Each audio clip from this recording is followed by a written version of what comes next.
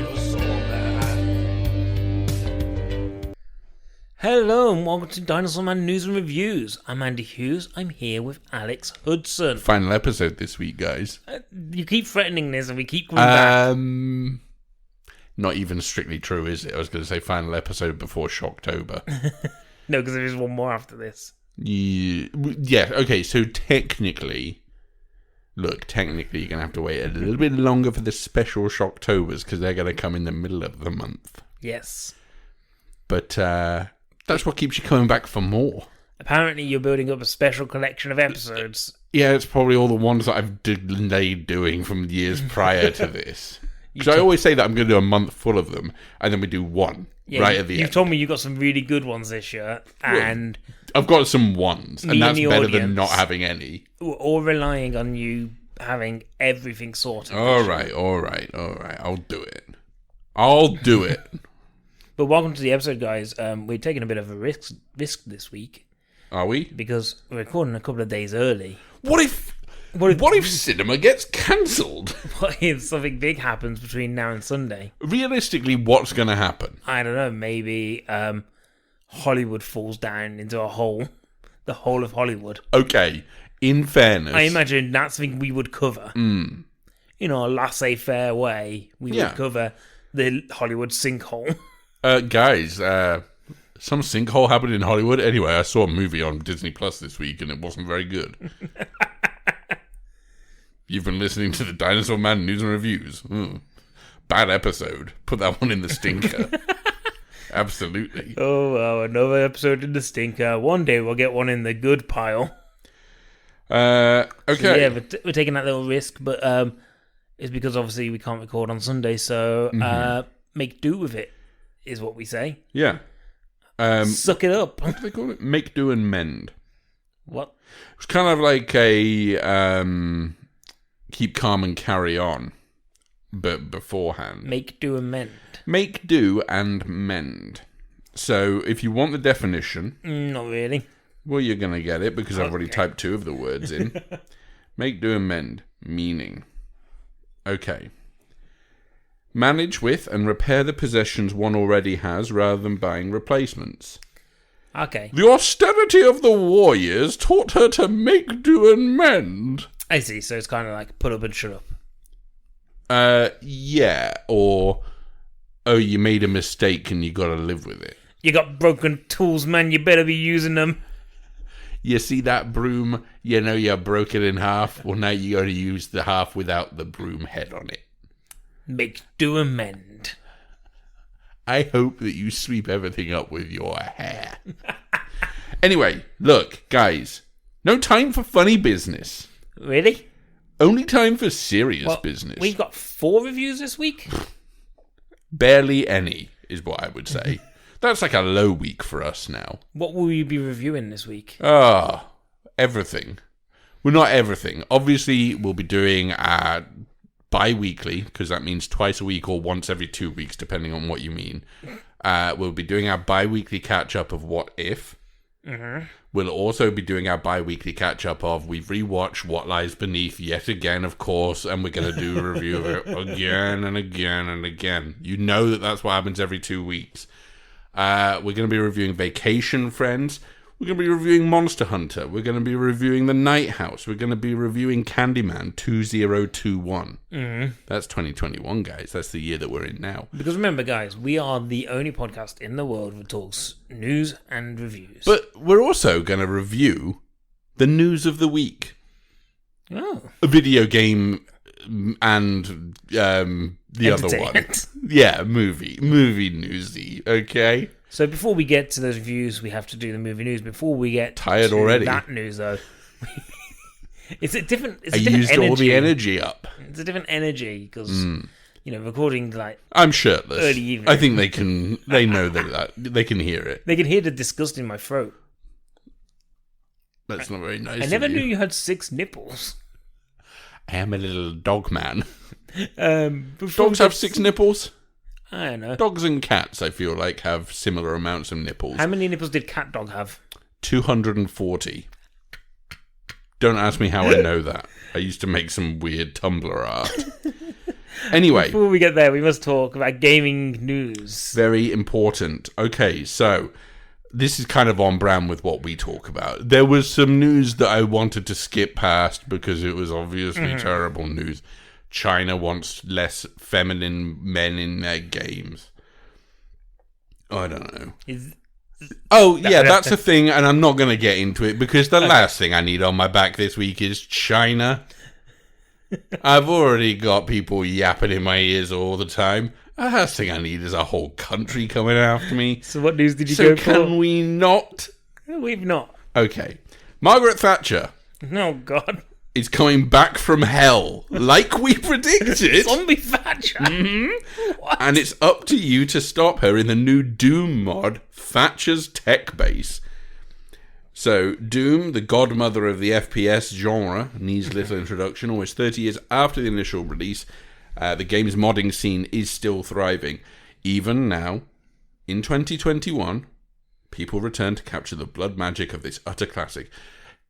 Thatcher's Tech Base seems to both capture this magic perfectly and stars possibly the most divisive politician in the history of the United Kingdom. Well, we're all united in saying she was bad, but she wasn't the worst version of her. But this is the worst version of her. It's zombie Margaret Thatcher back from the dead. We have been on record multiple times now. And this isn't even a bit, guys. We've done this for maybe 18 months at this point. The worst version of Thatcher is zombie Thatcher. Mm-hmm. And now people seem to just be stealing our thoughts and passing it off as their own. Where's our kickback from this? Yeah. Oh, the thing is, I know that 3D Doom Daddy Digital listen to the podcast because there's no way you think of this shit as being like, oh, this is like a fun thing I could do, unless you've listened to our podcast and spoken about like, oh, isn't it funny? This podcast kind of mentions this zombie Margaret Thatcher. It would be interesting that we brought her back from the dead and made her a video game boss. Well, what the fuck is this shit? It's the we need to sue this guy. I've got his Twitter handle. I'm not going to dox him here, but we will dox him tonight. 3D Doom Daddy. We'll get him. Look, it's Dr. Doom Daddy behind it. Like, the thing is, they know that it's the worst villain you can get. Well, so Kotaku have reported on this and said, for Americans, try to imagine a mix of Richard Nixon and Ronald Reagan and now make that person a girl boss who truly detests poor people. Yes. Is that how you describe it to Americans? You know how I describe it to Americans? Not the worst version of what we could have had. I go, she took our milk, but at least she wasn't a zombie. Like Theresa May, but with shoulder pads. And worse, obviously.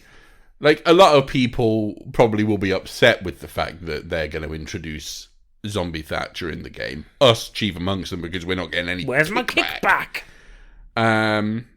It's just interesting, isn't it, that that's now in the zeitgeist because of us. This isn't the first time, like, since we've been banging this drum, that she's been brought up in media, I'm pretty certain as well. But this is the first time that she's been brought up in media as a zombie. No, I'm pretty sure there was at least one other week where we've gone, somebody else is talking about this, and that's not fair, because we patented. That was... Okay, good. Well done. My mouth had an absolute kind of havoc there. That was the week of the funeral, and remember, we were watching it, paying our respects, of course, because we watched the funeral because we both feel so strongly about her. We were on the outside of the graveyard with that cement truck being like, guys, we need to put it on. I had my sniper rifle at the ready. Remove the head. Destroy the brain. Anyway, look, I just thought that was kind of interesting that I actually did just search video game news, and it turns out that someone's stealing our shit and not paying us for it. Shall we talk some movie news? No. No? Owen Wilson's going to star in Haunted Mansion in a, I don't know, backup role. Who knows? Are you excited that next month we get the Muppets Haunted Mansion? No, because... oh, wow. I'm not here for that. I'm here for this. And I'm not even here for this, really. But you like Owen Wilson now. Wow. Owen, I didn't realise you were on the pod this week. No, we don't have enough time for your interview today. Look, so am I excited for it? No. You are excited for Haunted Mansion. Yeah, but I would like it to just be a straight remake of the original. Well, we discussed this the other day. With the same cast. We discussed it the other day, and you basically agreed that you wanted them just to re-release that Haunted Mansion with nothing changed and be like, yeah, this is a new version. Yeah. But no, refilm it, but shot-for-shot remake. Like, you know, Gus Van Sant's Psycho, except same cast as the original. I don't think anyone's died from it yet. Well, if they did, there's a good number of ghosts in the film. De-age. Well, I suppose they just work better, don't they? Yeah. Disney own the ghosts of anyone who's been in a movie. I imagine it's in the contract. Anyway, it says here Wilson became a fan favourite when he played Mobius, the middle manager who works with Hiddleston's Lord of Mystery. Why are you talking about Loki? You did love it. Anyway. You said your favourite series. Well, out of the two movies that he's got coming up, Owen Wilson, this and French Dispatch, yeah, this is the one I'm more excited about. Wes Anderson can suck it. Did you see the Hawkeye trailer? I know it's not on your list of news. I did. Yeah. I really like the look of it. That wasn't on the next bit of news. No, but I realised it wasn't in your list. I don't know whether you had it to talk about at some point. If you want me to. Like, did you... Okay, now we're going to talk about it. You like the look of it? I don't like the look of it. It looks rubbish. I like it because it looks like it's based on the storyline that I really like, which is his My Life as a Weapon stuff, which is basically just Hawkeye down bad. Like, of just like, in that I think he's divorced and he's just like trying to live in his apartment, but everything just keeps going to crap. And it's by Matt Fraction, I think it is. And it's really... Max Payne. Max Headroom? What, the Australian... Max Faction. Yeah, Matt Fraction, I think. Matt Fraction. I think it's Fraction. Good at maths? With a name like that, you've either got to be good at maths or you've got to be mad at your parents. Anyway. But yeah, it's a really, really solid, like, it's one of the best kind of stories for any character. Like, then when you think of like, name me a good Batman story, and you go, oh, have this one. If you said to me, like, name a Hawkeye series, I'll be like this. But if you said, name me a comic that would just get me into comics, I'll be like, actually, it's probably a good one just to do. Yeah. If you've liked the kind of, if you're into the MCU and stuff, like, it's really good. And this series seems to be kind of pulling a lot from that. And if done well, that could be a lot of fun. Also, it's got, like, Haley Steinfeld in, who I think is really great. Jeremy Renner is, of course, there. And, you know, he could be fun.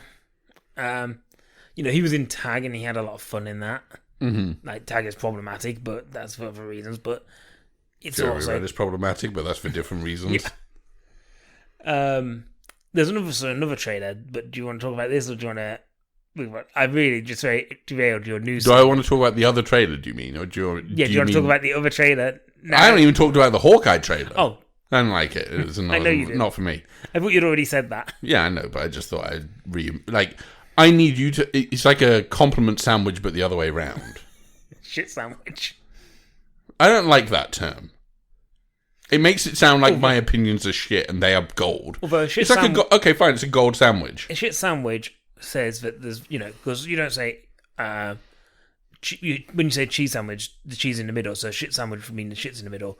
What we're talking about more is a shit double down, which is that thing from KFC where there's two bits of chicken. Yes, exactly right, yes. Two chicken fillets surrounding cheese and bacon. What more could you possibly not want? What's the other trailer? Matrix. Oh! Matrix Resurrections came out this week. There's a couple of other trailers, but this is the one that... It didn't break the internet because... Talking a storm. The Spider-Man one had already broken the internet and no one's bothered fixing it yet. I've noticed there's holes in it still. That's how the Matrix seeped through. Anyway, what about the Matrix Resurrections?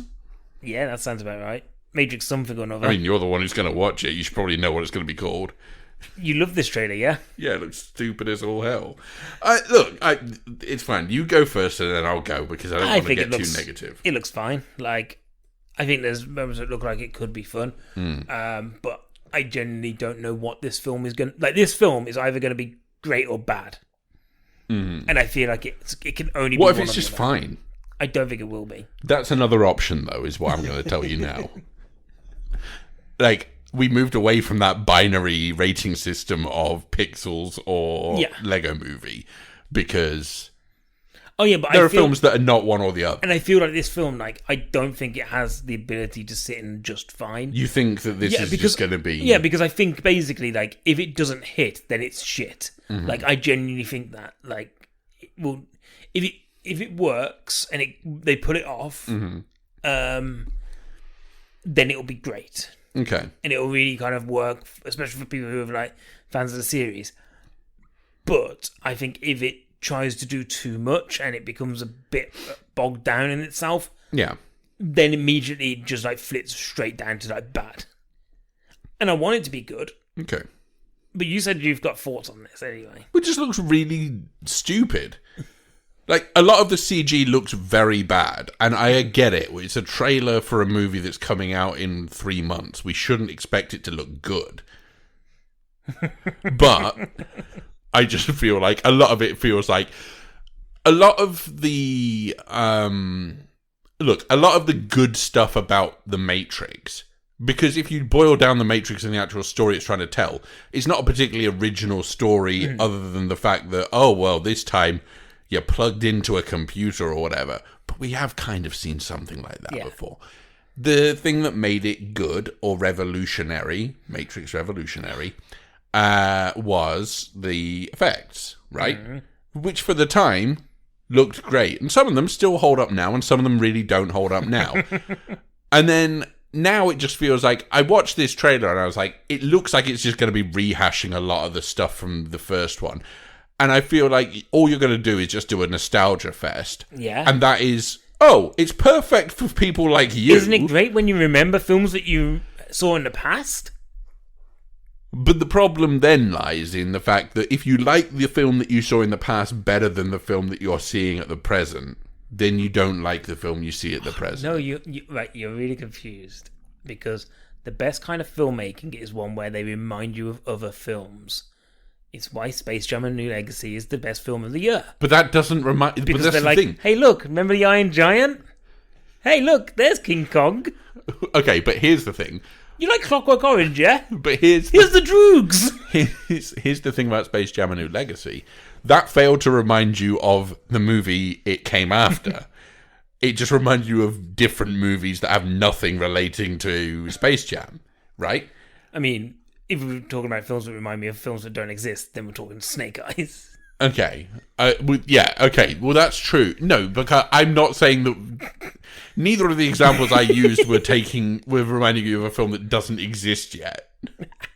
And also, I'm sure that the movie that you're describing in the Snake Eyes review the other week does exist. It's just you haven't bothered watching it. Anyway, it's probably something that I've recommended to you at one point that you're like, oh yeah, I'll catch up with that. This conversation has become more convoluted than the Matrix trilogy. I think it's interesting that people are excited, that's all. Why do you hate the Matrix? I think The Matrix is one of the most overrated franchises of all time. Are you saying that you didn't have the screensaver you could download from the Matrix website? I am saying this, that I didn't have that because I didn't know that existed until just now. I had it. I had the pipes. I had the 3D pipes. Not like the maze, but it was like you just... The pipes around. That sort of... The Damn Flash t-shirt. Do you remember the one yes. that was like the guy on the desert island? You've asked me this before, and I've already told you. No, I don't remember it. I think it was when I was in America. Okay, so we get back to your action news. Moving on. Matrix Resurrections is released on the 22nd of December, everyone. So what a wonderful Christmas day that will be for you. Oh, I can't wait till you take your dad and he doesn't understand what's going on. Okay. I guess we can just move on to reviews at this point. I mean, you had other news. You had something like Christopher Nolan in there. I don't want to have screwed over your entire news segment. Fine. The Christopher Nolan thing's interesting in that he's developing this new project about J. Robert Oppenheimer, and basically has invited studios and Apple up to his compound to pitch themselves to him, rather than him pitching himself to them, and has made a number of requirements to be necessary for this. So it's a smaller scale project for him. So that means a production budget of $100 million and an equal marketing spend. Mm-hmm. He asked for total creative control, 20% of first dollar gross, and a blackout period from the studio wherein the company could not release another movie 3 weeks before or 3 weeks after his release. Okay. And a 100-day theatrical window, which some sources have said was actually 110 days, with one person saying it was 130 days. These were, in fact, many of the conditions that Nolan was accustomed to enjoying at Warner Brothers, apparently. Okay. I don't know if all of them are, but certainly this is what he's apparently requested here. Paramount dropped out early. They were like, we ain't going to do that. Paramount were like, we have no other films to put in those windows, but also we're not in on this. Apple weren't willing to commit to a theatrical window as long as that. Sony wanted it. And obviously used the fact that they picked up Quentin Tarantino for Once Upon a Time in Hollywood and said, we support filmmakers. But it just turns out that Universal basically said yes to everything and they've got it. So he's going to be making it with Universal. Interesting. It's one of those things where it's one of those stories that makes me think, I really think that if I met Christopher Nolan, I wouldn't get on with him. Because between him and Denis Villeneuve, I feel like they've both come out of this whole argument against the idea of streaming and stuff like that in a very negative manner. Yeah. I can appreciate why they're upset about... Although, with him, I don't really understand... Because the only issue for him was his movie last year didn't make as much money as he wanted it to. Mm-hmm. And then they released it on video at home after a couple of months, I think it was. In fact, it might... No. It still took a while to get there. It was a regular theatrical window, essentially. Mm-hmm. The issue is, of course, is that Warner Brothers pulled the move to switch to... switch all of their 2021 stuff to release on HBO Max, and he went, well, I'll take a stand against this. But the thing is... Yes, whilst there's, I can appreciate that you're trying to preserve the integrity of your cinematic vision or whatever. Mm-hmm. And I can appreciate that. You do sound like tremendous bores when you say it. I mean, Villeneuve has obviously been doing the rounds in the publicity after Venice and Toronto this week, and Dune is now opening this weekend in cinemas across Europe. Mm-hmm. And this weekend? It's not here, but in France, Germany, Italy, Austria, other places, a large part of the continent is getting it this weekend, I believe. Basically because it's had so much hype off the back of a standing ovation at a film festival, which is known for standing ovation. Like, this is the thing. When will people learn? I could take a shit, film it, and then put that on screen at Venice, and half of the audience would boo, and half of them would applaud me for an hour and a half. It wouldn't be an hour and a half long itself. I would have a standing ovation longer than the length of the shit I took, and it would still be acclaimed as a visionary masterpiece. I am withholding judgment until we get the movie. Anyway, Villeneuve has said that all MCU films are cut and paste. I saw this, and it's that thing. And it's very much the Scorsese thing of the theme parks thing, when he had a movie coming out against the backdrop of these things are the dominant force at the box office. I saw somebody put a tweet out earlier, and I can't remember who it was, so I can't credit it to them, who basically said it now has become a kind of go-to thing that if you are a filmmaker who's got one of these kind of prestige projects... The go-to thing is to say something about the MCU because you get more people talking about you and your film. Yes. And outlets are putting those quotes out there more often because you get more people talking about your outlet. And, it's just a big publicity game now. At the end of the day, people like different things. And the other thing is the MCU makes the cinemas money. Mm-hmm. We've proven with Shang-Chi that, if you want to make money... and you want to preserve that theatrical experience, if you want people through the door, you put these movies in your cinema. It doesn't matter if they're cut and paste. They're the ones that are bringing people back, and especially at a time like now, when people are very cautious about going to the cinema because of everything that's going on.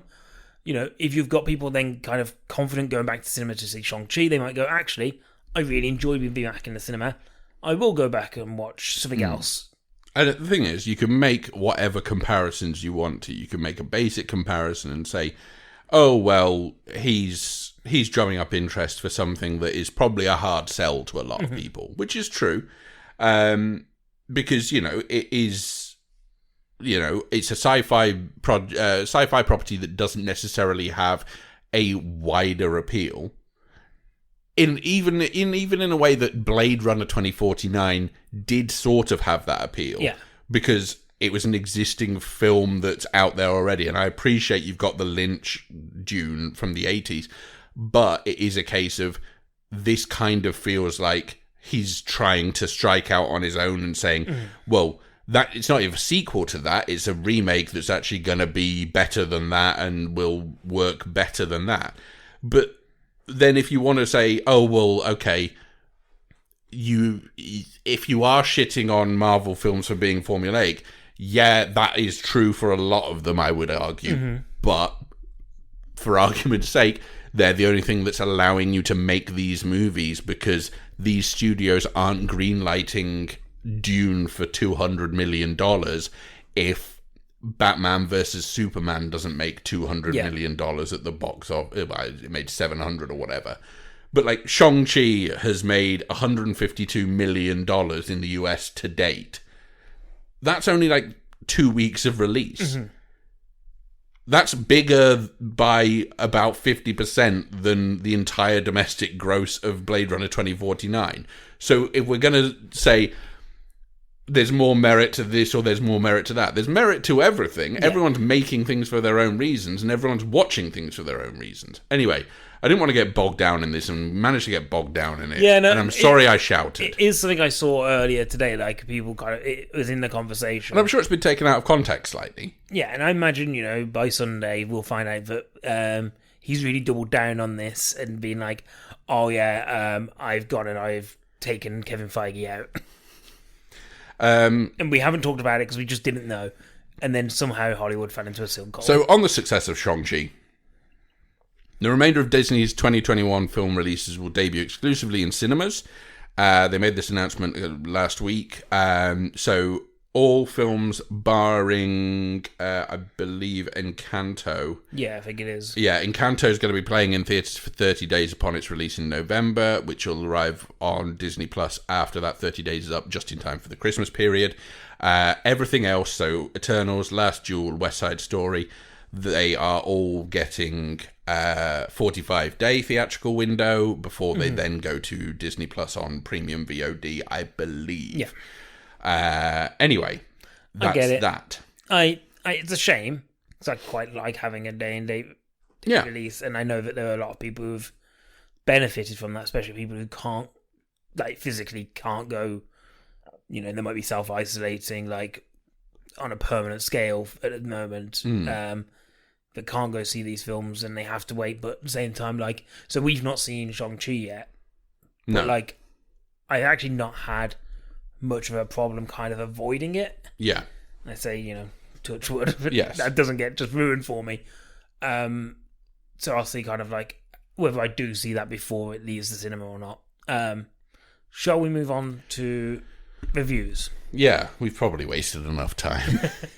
It's an interesting conversation though, because it is like an easy stick to beat, but at the same time you make a very good point of these things are Well, the whole economy of cinema has to be codependent. Mm-hmm. You can't have the art house project. You can have art house projects for $5 million.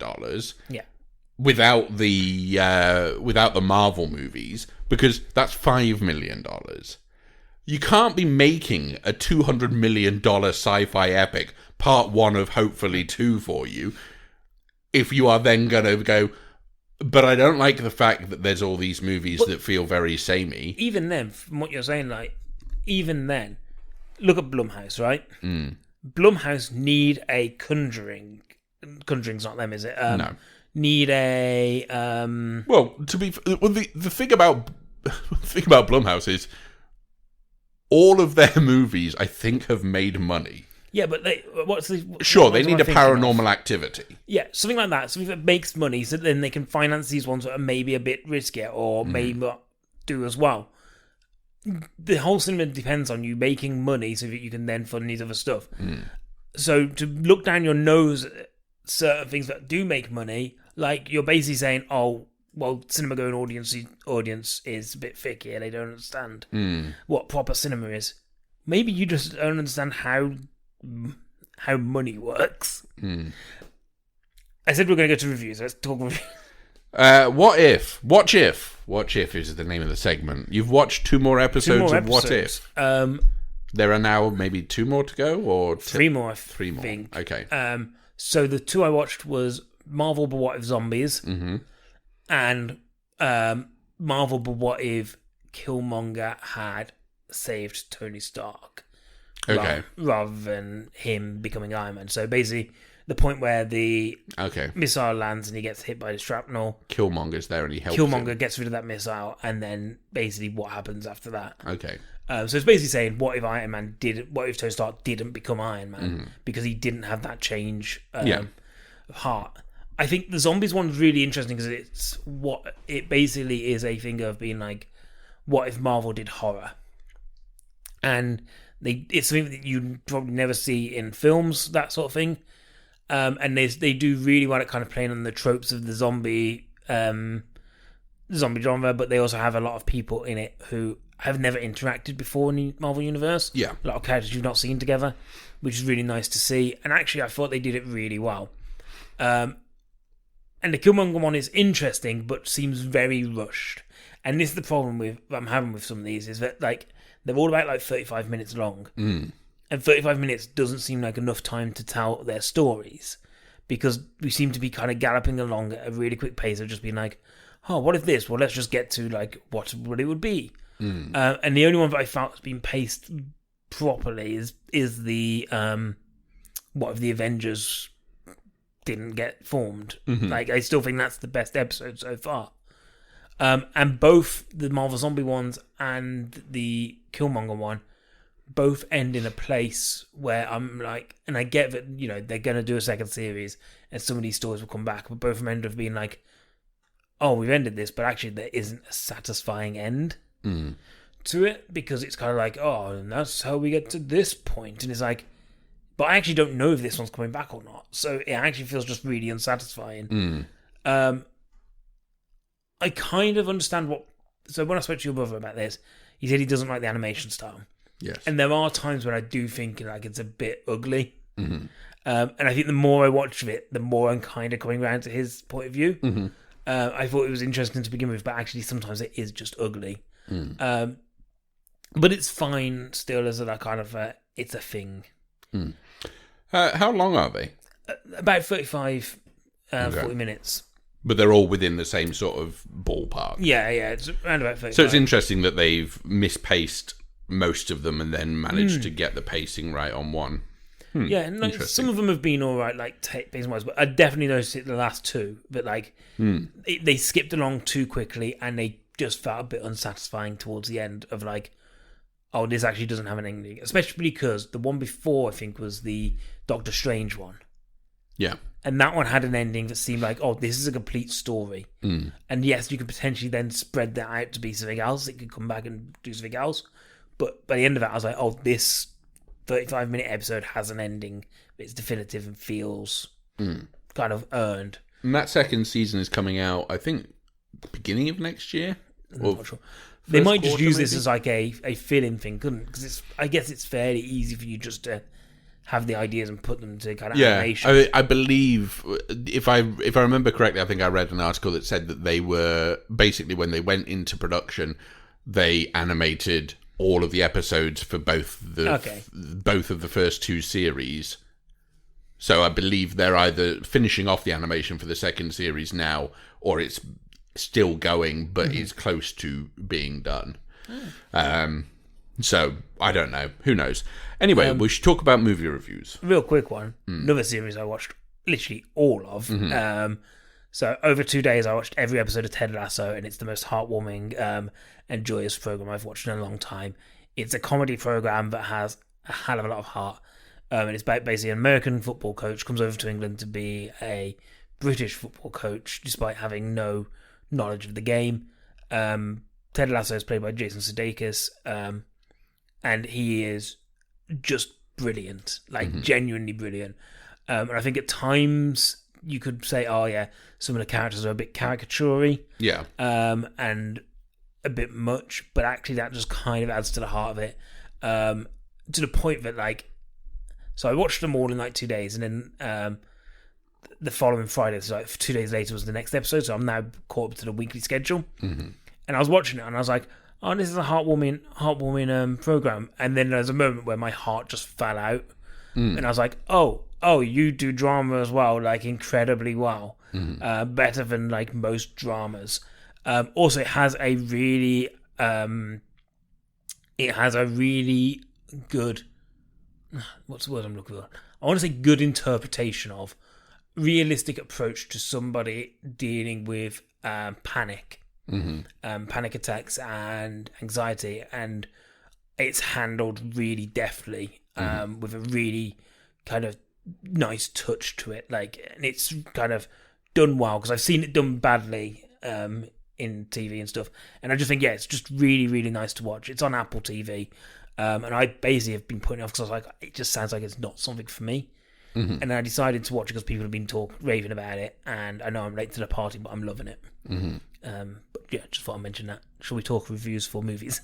Yeah. Monster Hunter. Monster Hunter is a movie by Paul W.S. Anderson. The guy who did the Resident Evil movies. And guess what? His wife's in it. So Monster Hunter is the film adaptation of the video game series, basically, where in the video game you are a group of adventurers taking out giant monsters. In the film, there is an army squadron who find themselves teleported into Monster World, where they must fight giant creatures. And they do that, and then what if those creatures make it back to our realm? That would be a bad thing. That would be a bad thing. New World is the monster world. Is that what it's called? It says here, in the New World, where humans coexist. They don't coexist because they literally just murder every monster they see. Well, they coexist. It's just they don't do it for very long. So I wrote some notes about this film. Let me get my notes app up again. So I was writing it as I was going along. So it started off saying like everything is filmed at night, so nothing is that clear. The camera never stays still long enough to not feel disorientated. Right. The monster design isn't great, and they all move like a Ray Harryhausen model without any of the craft or charm. I still feel like that's got to be a plus point still. None of the protagonists give you any reason to like them. I want you to know, this is the first 20 minutes. My next note is, oh god, I hate this, and I wrote nothing else afterwards. Okay. The problem with it is... So you like this movie? What? There are a few characters in here. Yeah. And then they all die. That isn't a spoiler. It happens right at the beginning. Yeah. And then there is no reason to engage or like any of the people in it. Which means when you have people then fighting giant monsters, you have no reason to want these people to survive. Okay. You've got no reason to kind of enjoy them. And when the film is visually just dirge, like it is a disgusting looking film, and it is all over the place. And yes, you've got monsters and they look like monsters enough. Like you go, yes, that is a monster. And I'm sure if you're a fan of the game, you're like, oh, that is this monster. And that is this sword that they use in the game. But actually, it all just looks a little bit horrible.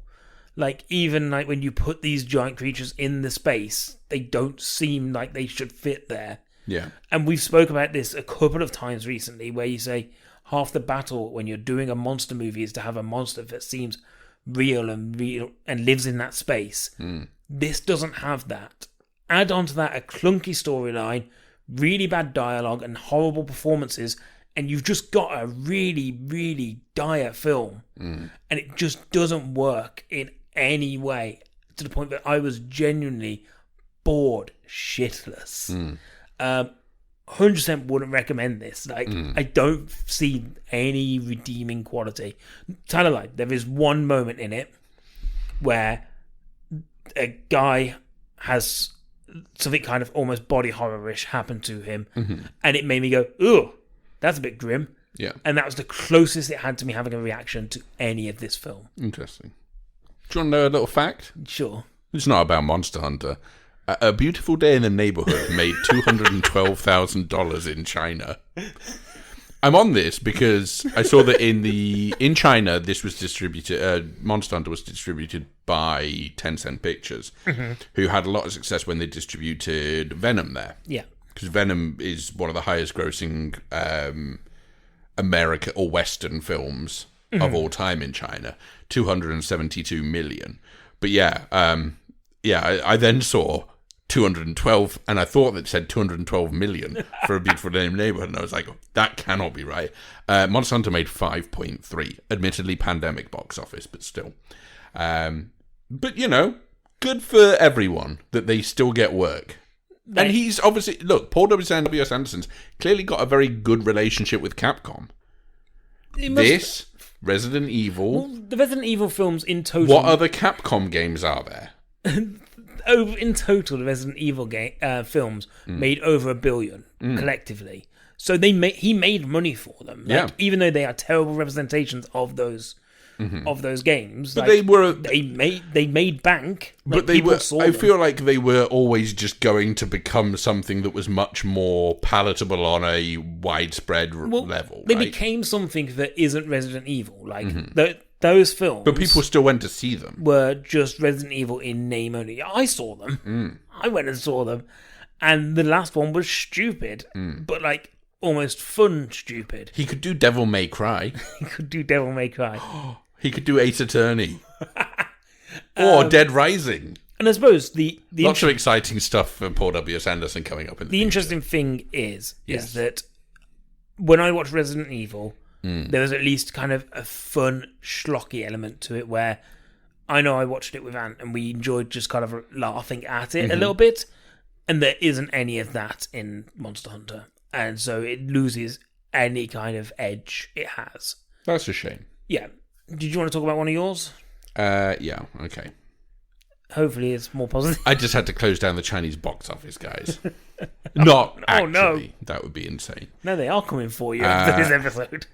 But anyway, okay. So, The Nighthouse. So this is psychological horror thriller from David Bruckner, who did The Ritual a few years ago, which I was pretty warm on. Ritual was the Friends in the Forest, is that right? So that was the hiking trip in memoriam of their departed friend, and then sort of folk horror stuff starts happening to them. Previously had done a segment in that anthology film VHS. Okay. Which is a kind of interesting thing. So anyway, this is Rebecca Hall stars as a recently widowed woman who is living in this sort of an architect's dream house, basically. And her husband, who designed and built the thing, has passed away in pretty horrific circumstances. And then she's dealing with the aftermath of that, and then alongside which she then starts uncovering things about her husband that she wasn't aware of previously. And it seems like something isn't quite right in terms of how he was around her wasn't necessarily how he was around other people. And how much of that affected the way he went, and how much of that affected their relationship, and how much of that is now inhabiting the house as a sort of supernatural presence. Okay. So this film's kind of interesting in the sense that, number one, obviously, Rebecca Hall is phenomenal in the role, as she always is. And I think it is one of those roles that will be absolutely unrecognised when it comes to award season, because they always are. But it will make my list when we do our Oscars picks of things that should have been but weren't nominated. Because, yet again, as she proved with Christine a few years ago, she is someone who is just a very dynamic powerhouse of a performer who understands how to do subtlety and nuance and bring something to a character. I described her energy as being sort of Aubrey Plaza-esque. Okay. And And there are moments within this film that really reminded me of Ingrid Goes West and Black Bear from this year, where there is an intensity to her performance that just really reminds me of Aubrey Plaza's performances in those films. Yeah. In a very positive way, because I think, again, those are really great performances. And for the most part, it's a really good example, this film, of a filmmaker being able to build tension really, really effectively and not waste it.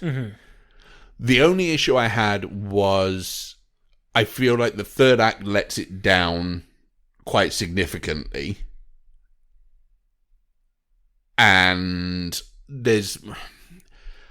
I think there's one or two too many jump scares for my liking in it. And I think at first when they start getting implemented, I was kind of like, oh, okay, they're being used pretty well here. And then that third act, it just kind of gets to the point where I'm like, okay, this I think has started losing its way a bit. The story definitely muddies itself up in terms of what it's trying to do. But that isn't to detract too much from the fact that I think the first 2/3 of the movie are some of the best tension-building cinema I've seen in a long time. And it is a horror that doesn't necessarily have a huge amount of visceral stuff going on for you to really get scared by. But there is a lot of stuff going on that is spooky in of itself. And, as I said, a phenomenal performance of a woman sort of dealing with the loss of a loved one and also trying to process what her role within that is. Who plays her husband in this? I feel it's somebody that I know. Her husband. I don't know whether this is the trailer that I remember seeing where I'm like, oh, this is somebody like Evan Yonig Kate. He was in X-Men Days of Future Past. So he played Toad.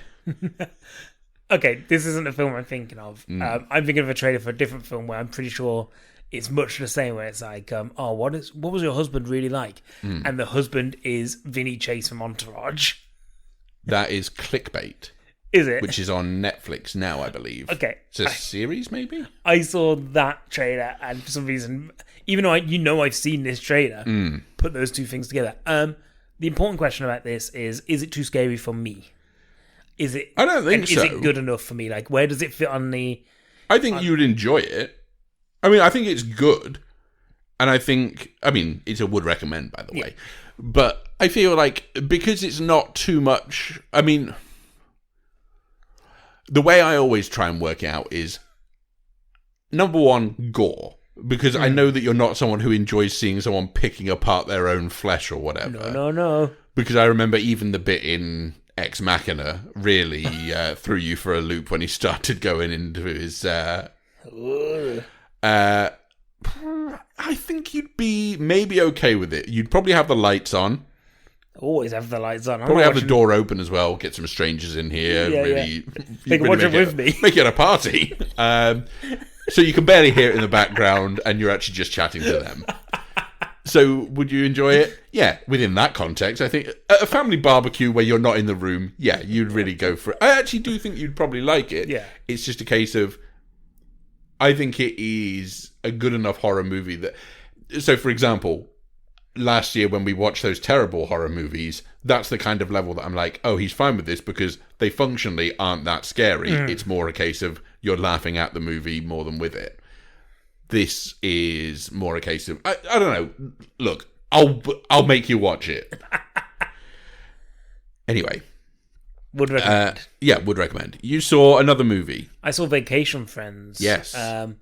Which is the story of a couple who go to Mexico. And the plan is the husband, played by Lil Ray Howery. Lil Rel Howery. Yeah. Yes. Who apparently... I think you said Lil Ray to me the other day as well, and I was kind of like, is his name Ray? And I've just seen his name is Lil Rel. Who apparently I'm in the process of watching every film he's been in this year without even like purposely meaning to. Yeah. Because I think I have seen everything he's been in this year. He's planning to propose to his wife, but his plan is ruined when the honeymoon suite that they had booked is flooded from the presidential suite above. Disaster. And it means he can't propose. So he proposed to her in the lobby of this hotel. And John Cena and his wife, I don't know any of the characters' names. That's fine. They're there, they see the proposal, and they're like, you can't go stay in the travel lodge at the airport. We've got the presidential suite. It's got multiple bedrooms. Why don't you come and stay with us? Yeah. And they decide, okay, fine. And one couple are quite uptight, and they are, just a normal kind of, we just want to enjoy our holiday and relax. And the other couple are party animals, and they do drugs, and they've spent all their money. They're not rich people, but they've got all these nice things because they went, we're just going to spend all our money to say that we've enjoyed life. So if we spend all our money now and then we have to go back and make money again, that's fine, because having too much money is a sign of not enjoying yourself. Good lesson. Yeah, and they kind of, lesson for everyone. Over this vacation, they get to know each other. And they hang out for the entire week, and they just drink together, and they have this really great time. And they're really good vacation friends, like the title. And then at the end of the vacation, they decide, look, Rahari and his wife are like, we're not going to see these people again. We'll take their number, but we'll never call them because this is a vacation. Like, we never need to see them. So when they get married, about 6 months down the line, who should turn up at the wedding but the other couple? And they're like, hey, we found you because, we're best friends and like we've been trying to hunt you down for 6 months. We've come to join in your wedding. And hilarity ensues. Cool. I believe. Right. I don't think I laughed once in this film. Okay. Like, to the point that, like, I said this to you when I talked about this film to you.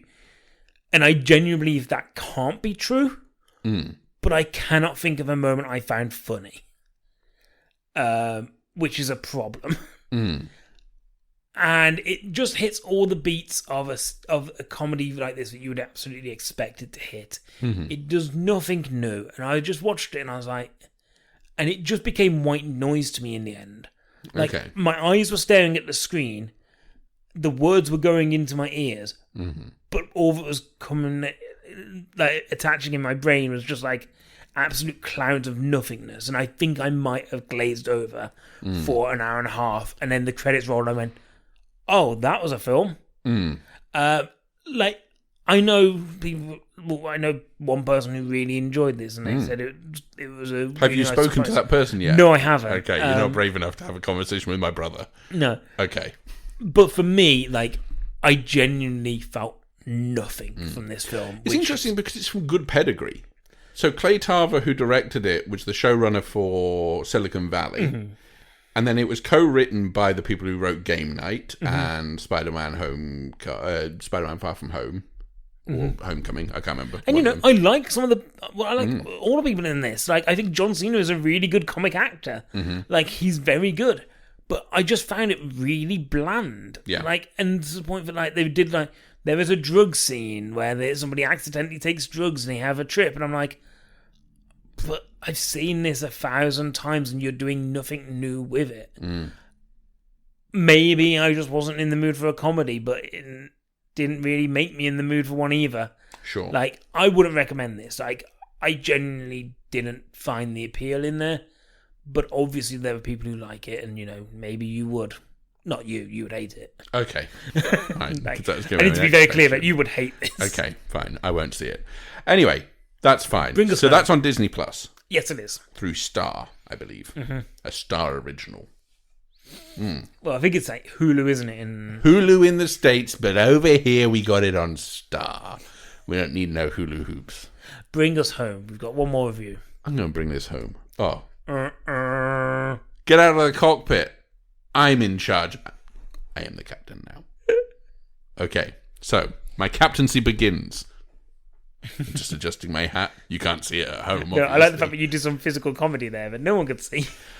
Interesting, isn't it? Interesting that that's the choice I decided to make.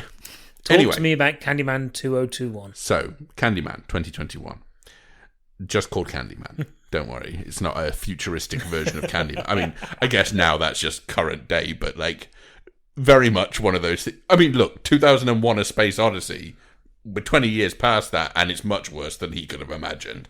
So, Candyman, slasher movie, a sequel to 1992's Candyman. I think it's been described in various different guises as a spiritual sequel, an actual sequel, a reboot, a reimagining, a requel, which I really hated, which is a reimagining sequel.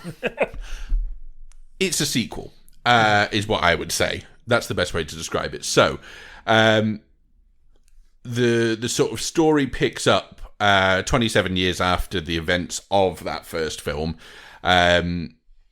Yahya Abdul-Mateen II plays Anthony McCoy, who is an aspiring artist in the Chicago art scene, who has had some success, but is going through a sort of creative dry patch at the moment.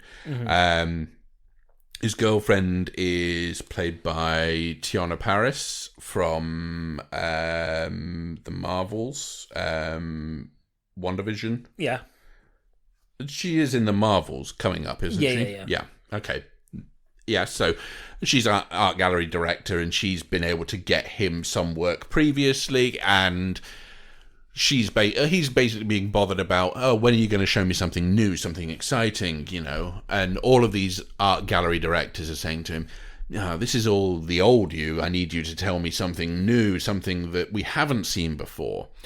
And he's just out of luck. And by chance, his girlfriend's brother comes over and tells the story of Helen Lyle, who was the protagonist of 1992's Candyman, which is told as if it is a sort of a real thing based upon, certainly a mythologized version of the true events. Yeah. And then Anthony decides to go down this sort of rabbit hole and starts researching the story. Something with it strikes a chord within him.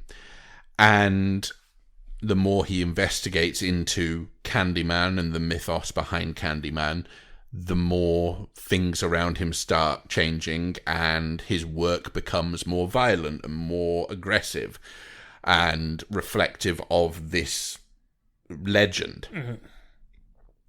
And then people start dying. What? Because people are dying in my Candyman films now? Because no one can bloody shut their mouth in front of a mirror and not say anything. So I won't say too much else, because I fear that saying anything else really kind of spoils a lot of what happens within the film. That's your basic setup. That's how the sort of the Candyman mythos comes back around into parlance, because he puts it into his work and prompts people to start summoning Candyman. Yeah. I really like this film. I think what it manages to do is, and I think credit has to go here to Nia DaCosta for really being able to, because she directed the film but also has a co-writing credit on it, and she manages to really nail what the DNA of this character should be and what the DNA of this story is, and finds a way to make it relevant again, when it's still, I feel like it's a story that doesn't really lose relevance. And if you listen to our episode from a couple of weeks ago on this, then you'll understand why. But she's managed to retain the spirit of the original whilst also bringing in new characters and updating it and still making it work as a piece. Yeah. And it works really well as a continuation of that first story, I think. It would be very easy for them to have just done a reboot completely and gone, well, we're ignoring everything. But actually, the idea of it being a reboot is actually integral to the plot. So I suppose the question from that is, do you feel you need to have seen that first one understand? I think you don't need to have seen it, because there's enough explained within here, and obviously him telling the story at the beginning is a nice way of just doing your exposition right at the start. But actually, you don't need to have seen it, But I think your experience of this film will be much more enriched if you have. Yeah. And having rewatched it relatively recently, you know, within the last month, I think that really fed into my enjoyment of this film. And it may be that that's boosted it up in terms of where it sits in my sort of films of the year so far. But there were moments in it where I was going, oh, okay, that's a really nice callback. That's a really great moment. And that really feeds into this from the first film. Okay, I get it. Yeah. There's some really great mirror work. There is really great puppet work. The closing credits are done with the puppet show. There's an opening credits bit that's done with... Really great. And it sort of subverts a few of the things from the first film and then also just builds upon that. But I think it's a sequel. It's one of those rare sequels that has sort of a certain amount of reverence for the film that came before it, whilst also wanting to tell its own story that feels like a very organic extension of the story from the first one. Mm-hmm. It doesn't ever feel like it's trying to tell something that's completely unrelated to that.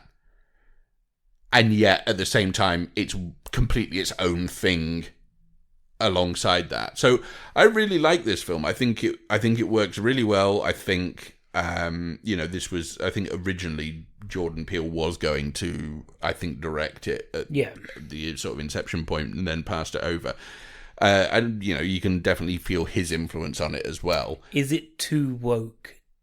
Well, so I can understand in that there's this argument that's been made against it, and I've seen that it's been sort of review bombed by certain outlets because it's too woke. Yeah, we get it, liberal Hollywood. You and your millionaire mansions are really put upon by the poor white man.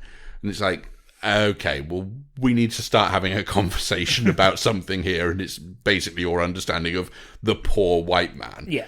Because current circumstances of you versus a rich millionaire isn't reflective of 250 years of black experience. Mm-hmm. So there is this element in it that does feel like it's not necessarily as subtle as the first film. Yeah.